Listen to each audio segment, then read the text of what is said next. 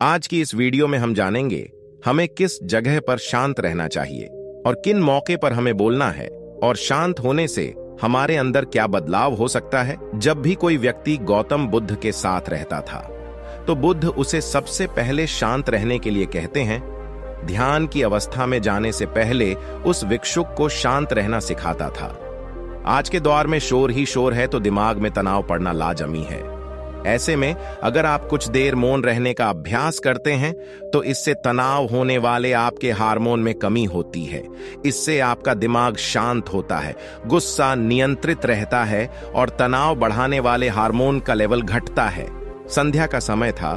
गौतम बुद्ध अपने सभी शिष्यों को बुलाता है और कहता है, कल सुबह सभी शिष्य नदी में स्नान करने के बाद तुरंत हमारी कुटिया के अंदर उपस्थित हो जाना। सभी शिष्य हैरान हो जाते हैं। क्या हम लोगों ने कोई गलती की है? क्या उसमें से एक शिष्य कहता है, लगता है गुरुजी कल सुबह अच्छी बात बताने वाले हैं। सभी शिष्य रात को सही समय पर सो जाते हैं और सुबह उठकर सभी शिष्य नदी में स्नान करने के बाद अपने गुरु के पास उपस्थित हो जाते हैं। गुरु कहते हैं, आज हम तुम लोगों को चुप रहने का फायदा बताएंगे।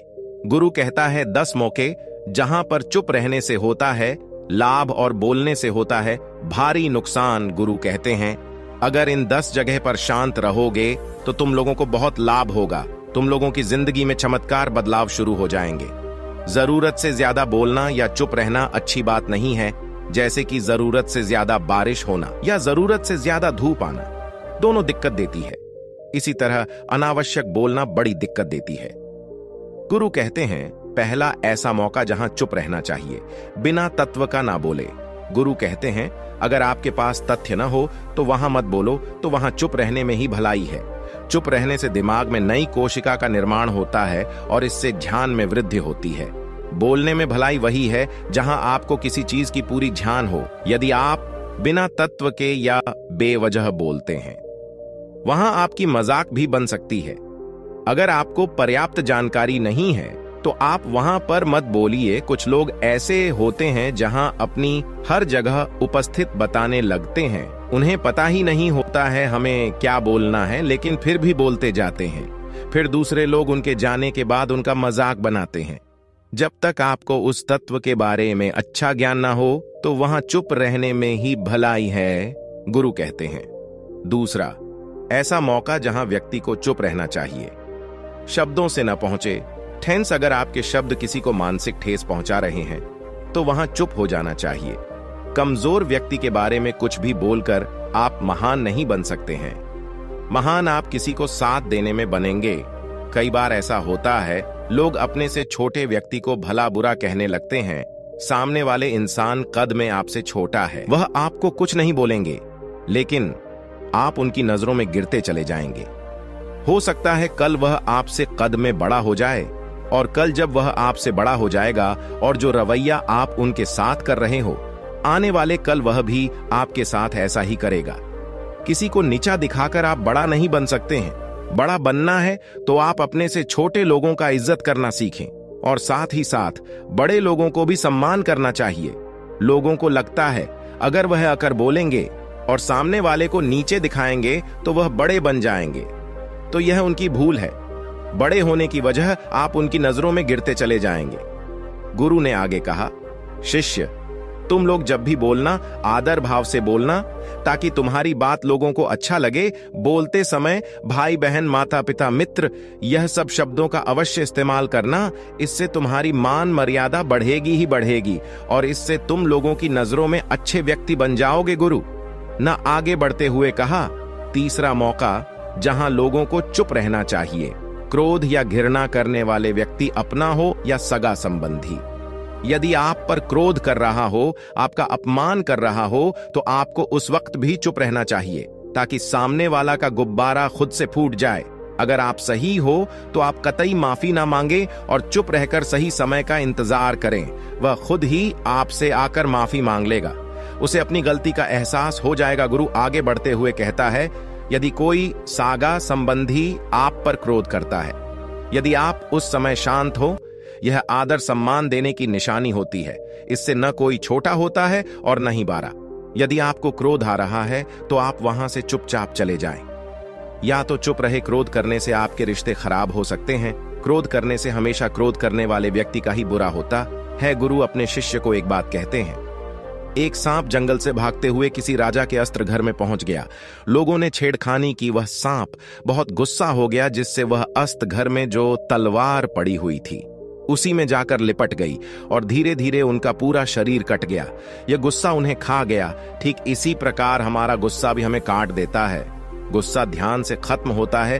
किसी दिन आप ध्यान मुर्दा में बैठोगे तो आपका गुस्सा आपके नियंत्रण में रहेगा।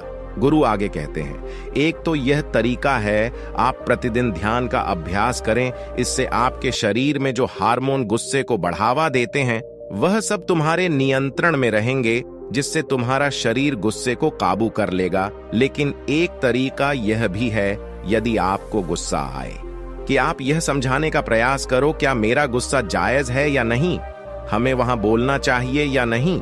यदि आप खुद इस बात का आकलन लगा पाएंगे कि हमें गुस्सा करना चाहिए या नहीं, फिर भी आपको गुस्सा आ रहा है, तो आप वहां से हटने का प्रयास करें, वहां से दूर चले जाएं।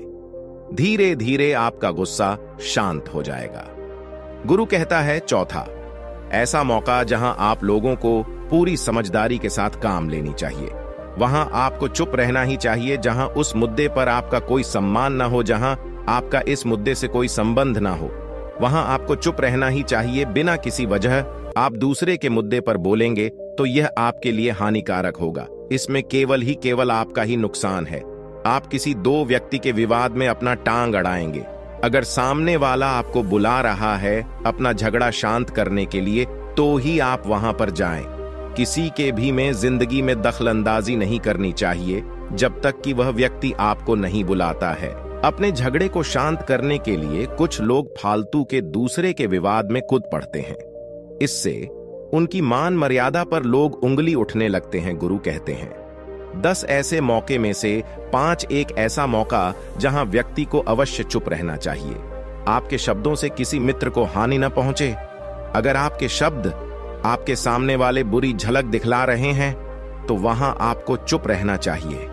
किसी के परिवार या मित्र के बारे में बुरा बोलने से आप ही बुरा बनोगे। जो चीज आसानी से खत्म हो जाती है उसे अपने शब्दों से बढ़ाने की कोशिश न करें। बिना चिल्लाई बात करने की कोशिश करनी चाहिए। यदि आप बिना चिल्लाई कोई बात नहीं कर सकते हैं तो वहां चुप रहना ही आपकी भलाई है। किसी को ऊपर चिल्लाने से आपकी व्यवहार का पता चलता है। ज्यादा बोलने से चीज हमेशा खराब होती है। ज्यादातर कुछ रिश्ते ज्यादा तेज बोलने से टूट जाती है। इसलिए अपनी आवाज में मीठापन लाए। आपके शब्दों से आपके दोस्त को हानि नहीं पहुंचनी चाहिए। कभी कभी हम दोस्त से मजाक कर लेते हैं, तो याद रखिए आपकी शब्दों से उन्हें हानि नहीं पहुंचनी चाहिए। मजाक को भी शब्दों के मायने में रखें। जहां किसी को शब्दों से चोट लगे वहां चुप हो जानी चाहिए। ज्यादा बोलने से हमेशा नुकसान ही होता है। यदि आपके शब्दों से किसी को ठेस पहुंच रही है तो वहां आपको चुप हो जाना चाहिए। जब कोई व्यक्ति आपके सामने नहीं है तो आपको उस व्यक्ति के बारे में किसी तीसरी व्यक्ति के पास कुछ ना बोले। गुरु कहते हैं, छठे, ऐसा मौका जहां व्यक्ति को चुप रहना ही चाहिए। जब कोई व्यक्ति किसी तीसरे व्यक्ति के बारे में बुराई कर रहा हो, वहां पर चुप रहकर तुम्हें सुनना चाहिए। अपनी राय भित नहीं करना चाहिए, क्योंकि जो आज आपके सामने किसी तीसरे व्यक्ति का बुराई कर रहा है वह किसी और के सामने आपकी भी बुराई कर सकता है। अगर आपने कुछ कहा हो तो जो व्यक्ति अपने मुंह को बंद रखता है वह अपनी बुद्धि से काम करता है, वही इंसान समझदार होता है। बिना जरूरत का बोलना और किसी के बारे में बोलना यह गलत बात है। कभी कभी हमारे लिए बुद्धिमणि ऐसी जगह होती है, किसी गलत व्यक्ति के सामने अपना मुंह नहीं खोलना चाहिए। गुरु कहते हैं, 7वां ऐसा मौका जहां व्यक्ति को चुप रहना चाहिए। अपने दुख और भावना, अगर आपको ऐसा लगता है अगर कोई व्यक्ति आपके दुख और भावनाओं को शब्दों में नहीं समझ रहा है तो आप ऐसे व्यक्ति के सामने चुप ही रहे, क्योंकि ऐसे लोगों को आपकी दुख भावनाओं से कोई मतलब नहीं रहता है। ऐसे लोगों को अपना राज की बात आकर बाद में बहुत पछताएंगे। इसलिए हर किसी को अपनी मन की राज नहीं बतानी चाहिए। अगर आपको लग रहा है आपके सामने वाले आपकी बातों को नहीं समझ रहा है, आपकी भावनाओं को नहीं समझ रहा है, तो वहां पर आपको नहीं बोलनी चाहिए, क्योंकि बाद में आपका मजाक भी बन जाएगा। अगर आपको लगने लगे सामने वाले आपकी भावनाओं को अच्छी तरह से समझ रहा है, आप जो बोल रहे हैं वह अच्छी तरह समझ रहा है, उसके बाद ही उसको अपनी बात बताएं। गुरु कहते हैं 8वां, ऐसा मौका जहां आपको चुप रहना चाहिए। जब कोई इंसान अपना दुख व्यक्त करे, अगर कोई इंसान अपनी दुख और तकलीफों को आपको बता रहा है, इसका मतलब यह है वह आपको अपना समझ रहा है। ऐसे में उसे अपना समस्या बताने की वजह उसके दुख और तकलीफ को सुने और उसके दुख और समस्याओं को किसी और को ना बताएं। वह आपको इसलिए नहीं बता रहे हैं, आप उनके समस्याओं का समाधान कर देंगे और इसीलिए वह बता रहा है कि सामने वाला उनके बातों को समझ रहा है। कई बार बताने से दुख कम हो जाते हैं। कई बार दुख आपको इसलिए बता रहा होगा, आप उनकी बातों को समझ रहे होंगे। दुख बांटने से दुख कम हो जाता है। अगर अगली बार कोई व्यक्ति आपको अपना दुख बताएं तो उसे आपको सुनना चाहिए, ताकि उनके दुख कम हो जाए, उनके मन बहुत हल्का हो जाए, क्योंकि उनके मन में जो भी बातें थीं वह सब आपको बता दिया।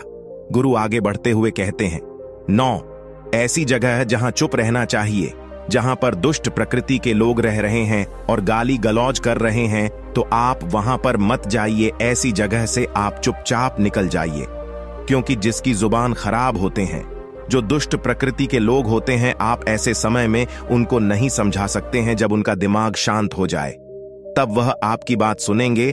इसलिए जहां दुष्ट प्रकृति के लोग हो और आपकी बात को ना मान रहे हो और ना ही सुनते हो, तो आपको वहां पर नहीं बोलनी चाहिए। गुरु कहते हैं 10वां, ऐसा मौका जहां आपको नहीं बोलना चाहिए। अपनी सफलता का राज हर किसी को ना बताएं। कई बार ऐसा होता है, अगर कोई व्यक्ति सफलता को जल्द ही हासिल कर लेते हैं तो वह हर जगह ढिंढोरा पीटने लगते हैं। ऐसे में यह होता है, कोई व्यक्ति आपकी सफलता से खुश होता है और कोई दुख होता है। अगर बेवजह अपनी सफलता की ढिंढोरा पिटवा रहे हैं तो उसकी नकारात्मक ऊर्जा आपकी सफलता को नष्ट कर सकत। तो हमें आशा है कि आज की वीडियो आपको काफी पसंद आई होगी और इस वीडियो से आपको ढेर सारी ज्ञान प्राप्त हो गया हो। तो वीडियो अच्छा लगे तो वीडियो को लाइक, चैनल को सब्सक्राइब कर लेना।